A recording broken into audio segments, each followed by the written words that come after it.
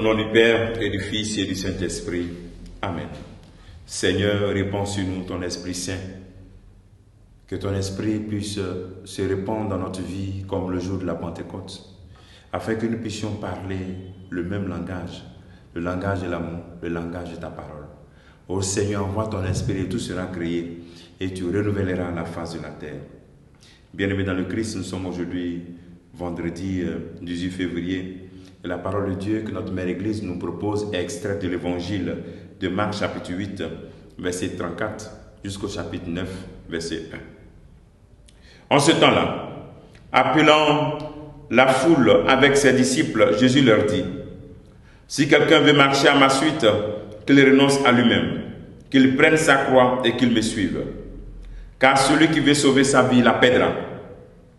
Mais celui qui perdra sa vie à cause de moi et de l'évangile la sauvera. Quel avantage en effet un homme a-t-il à gagner le monde entier, si c'est au prix de sa vie? Que pourrait-il donner en échange de sa vie? Celui qui a honte de moi et de mes paroles dans cette génération adultère et pécheresse, le Fils de l'homme aussi aura honte de lui, quand il viendra dans la gloire de son Père avec les saints de ses saints anges. Et il leur disait: Amen, je vous le dis, parmi ceux qui sont ici, certains ne connaîtront pas la mort avant d'avoir vu le règne de Dieu venu avec puissance. Acclamons la parole de Dieu, louange à toi, Seigneur Jésus. Bien-aimés dans le Christ, le Seigneur nous donne des paroles fortes. Des paroles fortes et chacun peut trouver vraiment ça, la réponse dans sa vie. Si tu veux marcher à ma suite. Le Seigneur dit: si tu veux.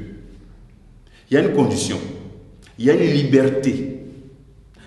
Liberté de marcher à la suite du Christ. C'est-à-dire l'option d'être chrétien, d'être disciple du Christ, c'est une option libre. Nul n'est forcé à devenir chrétien. Parce que souvent, on dit, bon, ça c'est trop dur pour nous, je ne vais pas vivre cela. Mais qui t'a forcé à devenir chrétien? Si tu veux. Le Seigneur pose bien cette condition. Donc, quand nous choisissons d'être baptisés, nous avons décidé librement d'être chrétiens, de choisir Jésus-Christ. Donc, ce n'est pas que c'est une vie d'enfer, mais c'est une vie qui exige quand même. C'est une vie de responsabilité. Je ne suis pas baptisé, je ne vais pas à l'église. Je me suis marié aujourd'hui, et puis demain, je vais divorcer. Bon, si tu veux, et tu dis oui. Donc, il faut assumer toute la responsabilité. Celui qui veut marcher derrière moi, première des choses, c'est ça. Est-ce que tu as pris le soin de t'asseoir pour dire: est-ce que je veux marcher vraiment derrière le Christ? Ensuite, qu'il renonce à lui-même et qu'il prenne sa croix et qu'il me suive. Renoncer à soi-même, renoncer à mes égos, renoncer à tout ce qui m'empêche de marcher avec vérité derrière le Christ. Renoncer à la double adoration. Un pied dedans, un pied dehors. Je suis chrétien, mais je continue d'envoyer l'argent pour faire les sacrifices.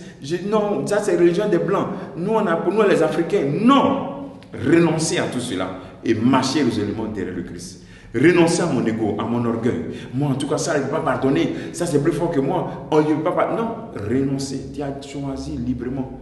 Donc, tu dois imiter totalement le Christ. Le Christ nous montre un peu le profil de tous ceux qui sont ses disciples. Il y a tellement de choses à dire. Et ensuite, il dit: ne pas avoir honte. Celui qui a honte de lui, honte du Christ devant ses frères, bon, le Christ a honte de lui. Combien de fois on a honte, même de faire le signe de la croix en classe, dans le bus. Tu es en train de voyager pour dire: tu as fait le signe de la croix. Tu regardes bien si le voisin te regarde.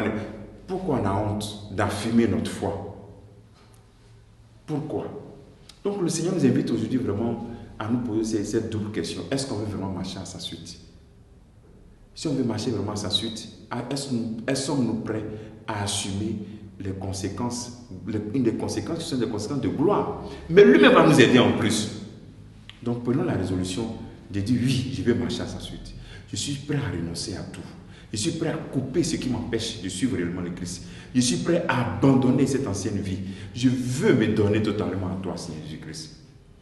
Aujourd'hui, retire-toi, pose-toi la question: est-ce que je veux vraiment marcher à la suite du Christ? Est-ce que je suis prêt à prendre cette croix de cette maladie que je ne comprends pas? Mais je sais que le Seigneur va m'aider à comprendre.